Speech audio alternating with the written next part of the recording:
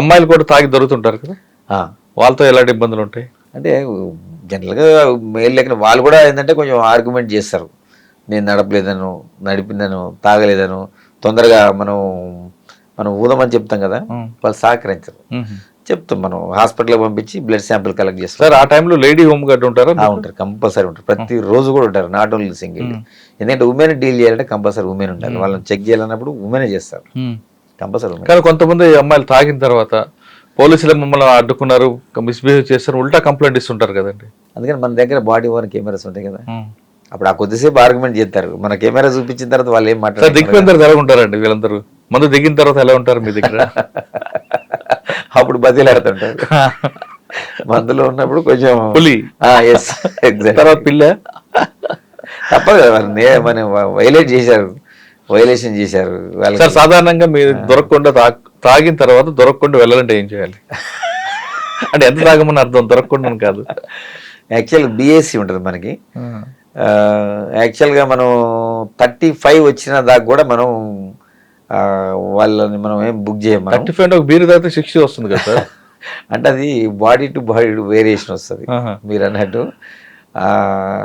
అది మనం సైంటిఫిక్గా ఫిక్స్ చేశారు, హ్యూమన్ మనిషిని బట్టి, మనలో బాడీ హీట్ బట్టి కూడా జనరేట్. ఎందుకంటే ఇప్పుడు దాని తర్వాతే వాడు బ్రెయిన్ కరెక్ట్గా ఉండదు, అప్పుడు యాక్సిడెంట్ చేసే అవకాశం ఉంటుంది అని చెప్పేసి మనం అక్కడికి ఫిక్స్ చేశారు దాన్ని. 35 వచ్చినా కానీ మీకు ఏం పంపించేస్తారు.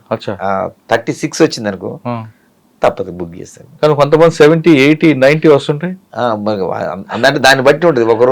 మనం మీరు అన్నట్టు అక్కడ కోర్టుకు పంపించిన తర్వాత మనకి 200 క్రాస్ అయింది అనుకోండి, 100 క్రాస్ అయింది అనుకోండి, అప్పుడు 2-3 రోజులు జైలు శిక్ష పెరుగుతుంది. అప్పుడు మనకి 100 లోపు అయితే వాళ్ళకి జస్ట్ మేజిస్ట్రేట్ కూడా ఫైన్ వేస్తారు. సార్ కొంతమంది ఆర్గ్యుమెంట్ ఏం చేస్తారంటే, నేను ఉదయం తాగాను, పోలీసులు రాత్రి చెక్ చేశారు, లేదు నిన్న తాగాను, ఇవాళ రాత్రి చెక్ చేశారు, నేను ఇవాళ అసలు తాగలేదంటారు.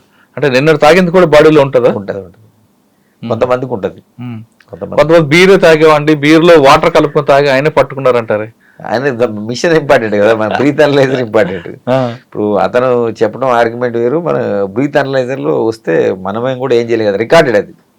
ఒకసారి వేసిన తర్వాత మనకి ఆన్లైన్ వెళ్ళిపోతుంది. నేను తర్వాత కొంతమంది ఆర్గ్యుమెంట్ ఏం చేస్తారంటే, భార్య ఇంట్లో తాగితే భార్య కొడుతుంది, బయట తాగితే మీరు పట్టుకుంటారు, మరి ఎక్కడ తాగాలి అని క్వశ్చన్ వచ్చింది. అందుకని మనం చెప్తున్నాం కదా, ఇప్పుడు తాగమని ప్రభుత్వం అనుమతి ఇచ్చింది, కరెక్ట్, ప్రభుత్వానికి ఆదాయం వస్తుంది అంటారు. అది నిజమే, ఇప్పుడు మీరు చెప్పింది వాస్తవమే. కానీ ఇప్పుడు ఏం చేయమని చెప్తున్నా, మనం నువ్వు ఉన్నప్పుడు డ్రైవర్ని ఎంగేజ్ చేసుకోవాలి. అంత డబ్బులు ఎదురుంటే నేను ఎందుకు క్వార్టర్ తాగుతానంటాడు. అట్లాంటప్పుడు ఇంట్లోనే తాగాలి. ఇంట్లో తాగితే పెళ్ళం కొడుతుంది కదా.